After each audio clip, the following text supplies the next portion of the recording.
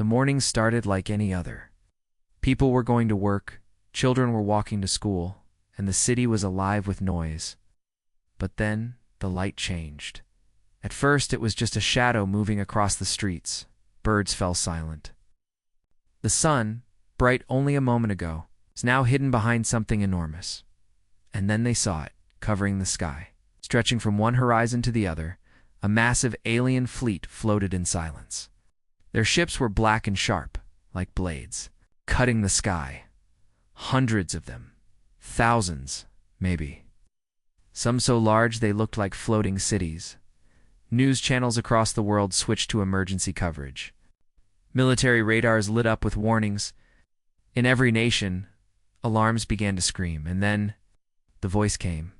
It wasn't a voice like a human's. It was deep, mechanical, and filled with something cold, like the voice of a predator that knew you.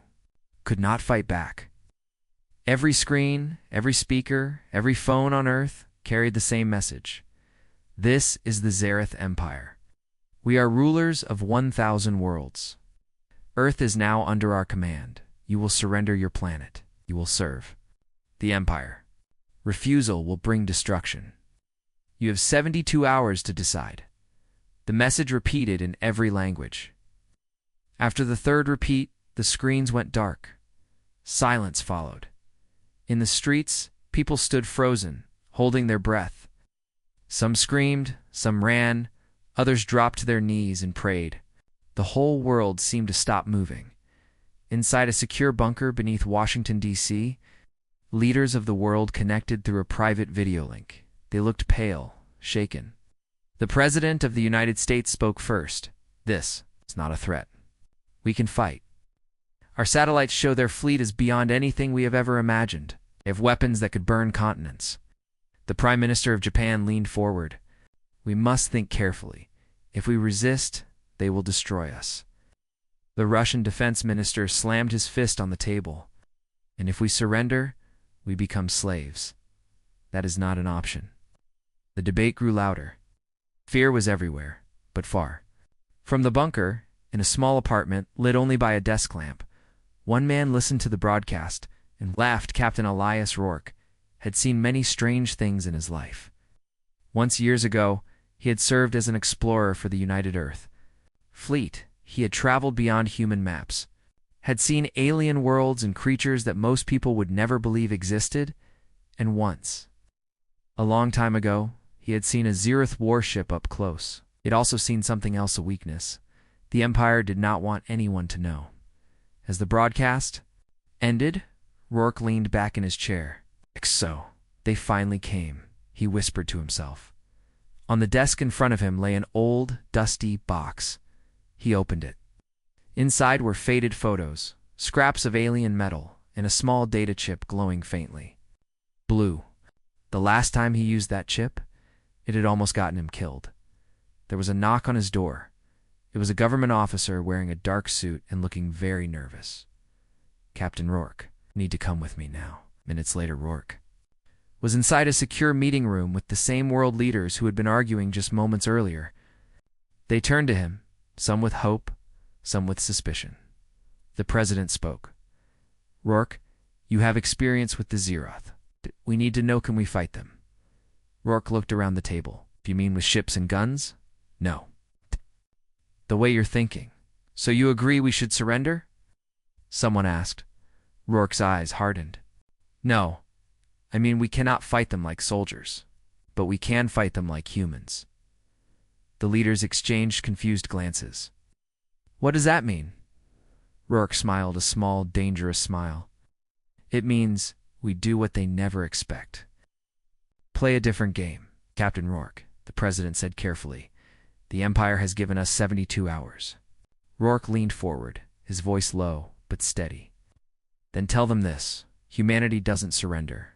Not in 72 hours. Not in 72 years. Not ever. For a long moment the room was silent. Then slowly, the president nodded. Outside, the alien fleet hung in the sky like a storm waiting to fall.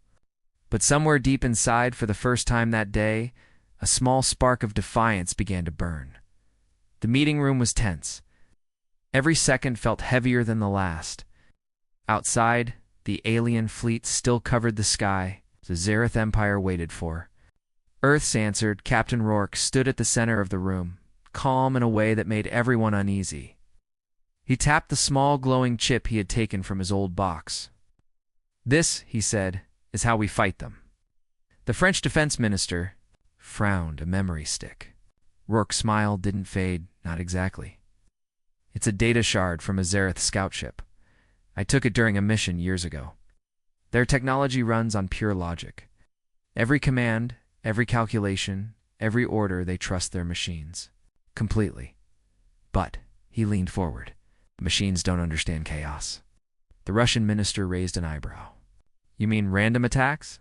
"Not just random," Rourke said. "It's unpredictable, illogical, something no Zereth AI can predict or process. They're used to enemies who follow patterns, march forward, fight, lose, but humans, we are messy. We laugh in the middle of battles, throw away plans and make new ones in seconds. That is our weapon." The room was silent. It sounded insane, and yet it made a strange kind of sense. Later that night, Rourke sat in a hangar with a small group of people. They weren't the kind of soldiers you'd expect to fight an empire. Lena Voss, a hacker who had once broken into 3 military satellites just to prove she could. Dr. Kamel Singh, a physicist who loved puzzles more than breathing. Mason Cole, a pilot famous for pulling stunts so dangerous his own commanders banned him from flying. And a handful of engineers, radio operators, and ex-soldiers who had nothing to lose. "This is it?" Lena asked, looking at the group. "We're supposed to stop 1,000 warships with us." Rourke grinned. "It's not about the size of the team. It's about how much trouble we can cause." They began with a plan that sounded more like a prank than a military operation. Step 1. Hijack the planet's biggest radio towers and space antennas. Step 2. Fill every frequency with noise songs, strange sounds, human laughter, and nonsense phrases in every language on Earth. Step 3. Send false battle reports into the Zereth command network, seeing the data shard to mimic their encrypted codes. Within hours, the first test was ready. Lena typed the final command into her laptop. "Here we go," she said, hitting the key. Across the stars above Earth, the Zereth fleet's communication channels lit up. Their ships began receiving dozens of urgent alerts.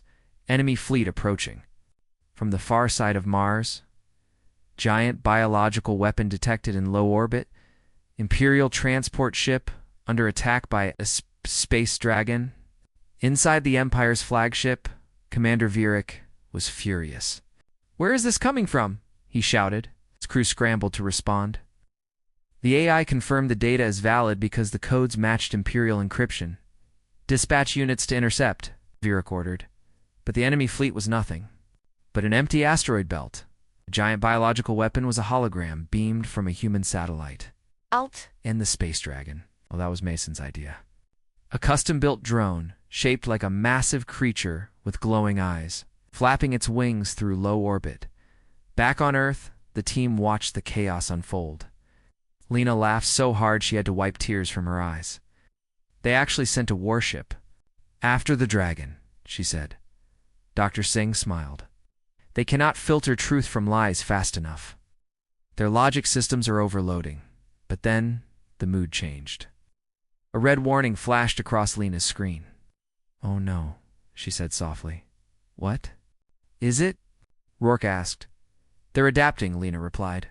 "Their AI is starting to ignore some of our signals. They'll figure out the trick if we keep doing the same thing." Rourke's eyes narrowed. "Then we change the game again. We don't let them adapt. We hit them from every angle, every way we can think of." That night, Rourke stood on the roof of the hangar, looking up at the alien ships glowing against the stars. Most people on Earth were hiding in fear. Cities were quiet, streets were empty. The whole world was holding its breath. But somewhere, up there inside those perfect logical warships, the Zereth were confused. And confusion was the first step toward defeat. Behind Rourke, Mason walked up carrying 2 mugs of coffee. "You think this will work?" he asked. Rourke took a sip and didn't answer right away. Finally, he said, "If it doesn't, least we'll make them remember the day they tried to take Earth." And Earth laughed at them. They stood. In silence, the the sky above still filled with dark shapes. The clock was ticking 72 hours, shrinking fast. The next move had to count. The first 2 days had been nothing but a warm-up. Now, with less than 24 hours left before the Zereth Empire's deadline, Captain Rourke knew it was time to make a move they would never forget. He stood in the center of the hangar, pointing at a giant holographic display of the alien fleet. "We've been making them chase shadows," he said. "Now, we give them something real, something to make them think Earth is completely insane." Lena smirked. "You don't mean polite negotiations?" Rourke grinned. "Nope. We're going to make them angry, really angry." Operation Chaos, the plan began at dawn. From hidden launch pads all over Earth, small rockets shot into space, not heavy warheads, but lightweight drones covered with strange, colorful designs. Some had painted smiling faces. Others looked like giant rubber ducks. One even had "We're not scared" written across it in giant letters. When the first wave reached the alien fleet, they didn't attack. Instead, they played music. Loud, strange, human music, everything from rock and roll to children's songs, blaring into Zereth communication channels. The Empire's AI, unable to ignore incoming transmissions, kept trying to translate the lyrics into Zereth language. The results made no sense. One translation claimed humans were declaring war in the name of peanut butter. Another insisted Earth was threatening to steal all the moonlight. Inside the flagship of Commander Virik, chaos spread. "Are they doing this?" Virik demanded. An officer stammered, "Sir, I don't know. Messages have no pattern. We can't predict the next signal." Then, a second wave of drones arrived, this time projecting massive holograms of alien monsters, human superheroes, and, for some reason, an enormous pizza floating through space. "Destroy those." Virik shouted, but when his ships fired, they hit nothing but light and sound.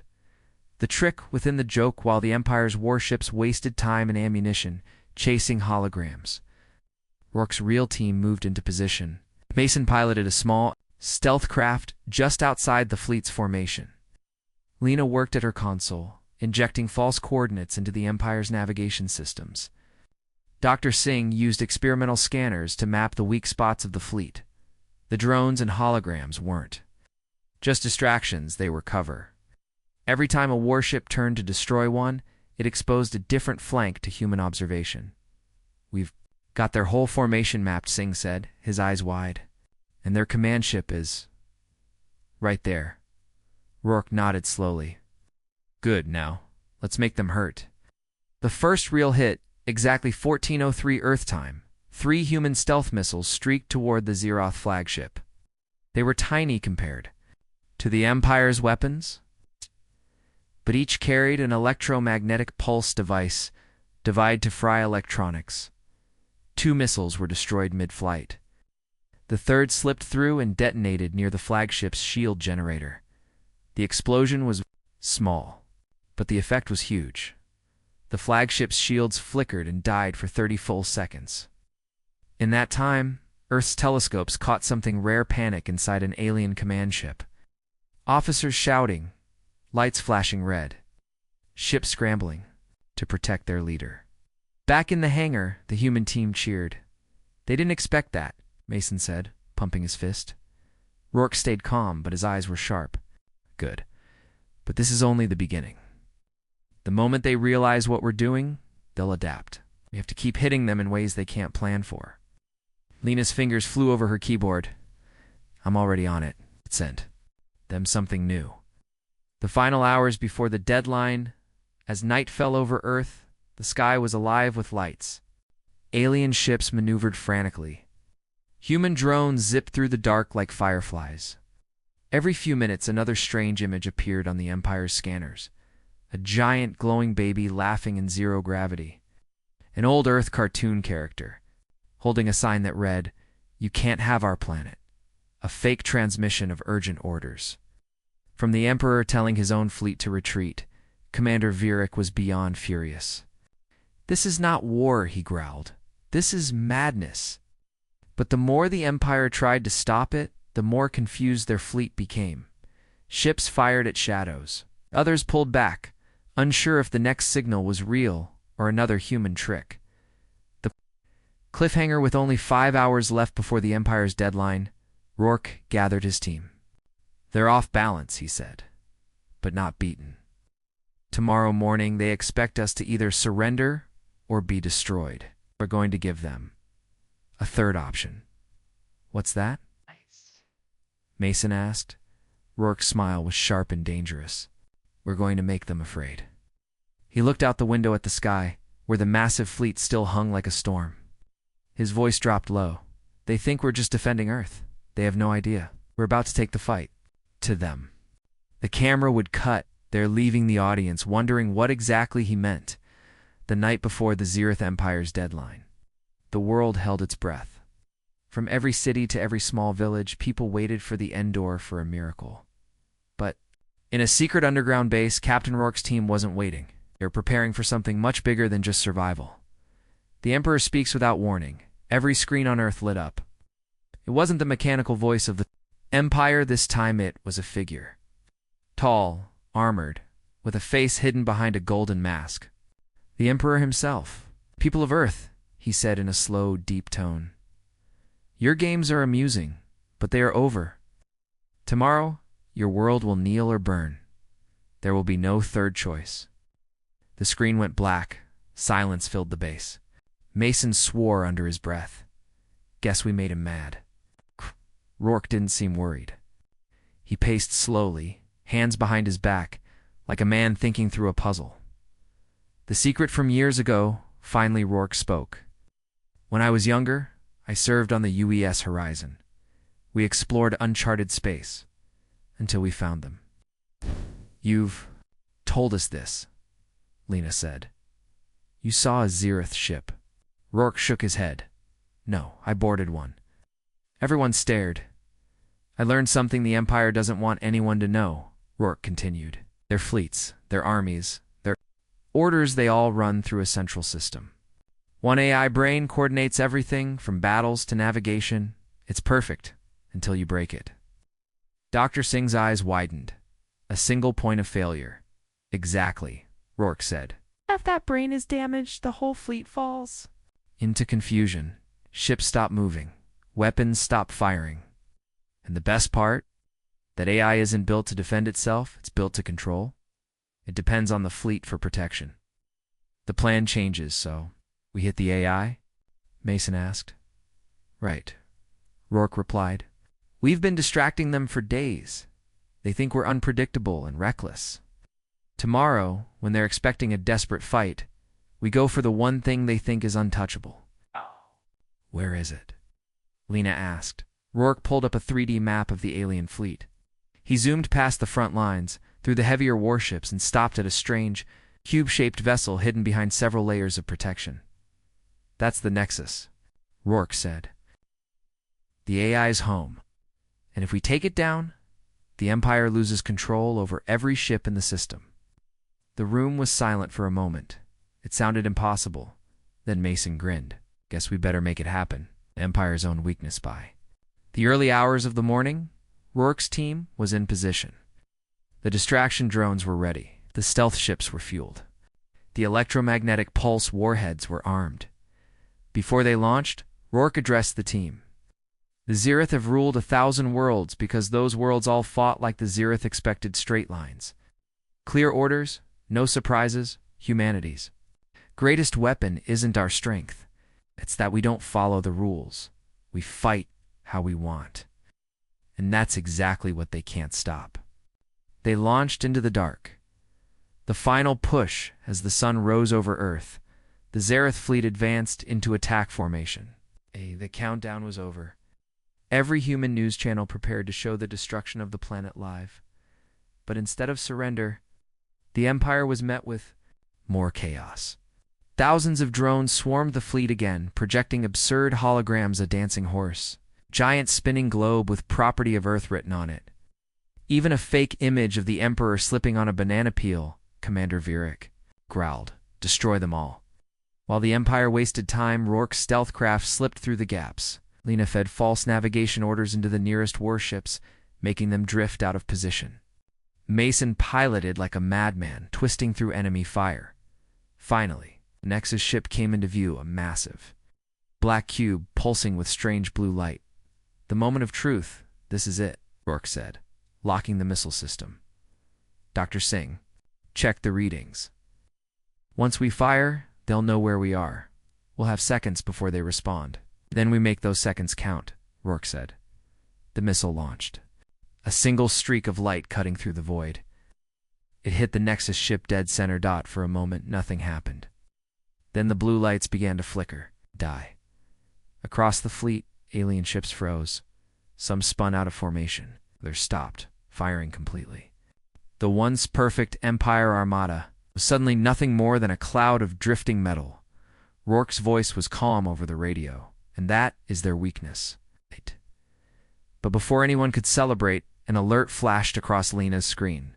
They're rebooting the AI. We have maybe 3 minutes before it's back online. Rourke didn't hesitate, and let's make those 3 minutes the worst in their history. The Nexus ship's blue lights were almost gone, its systems fried by the EMP blast.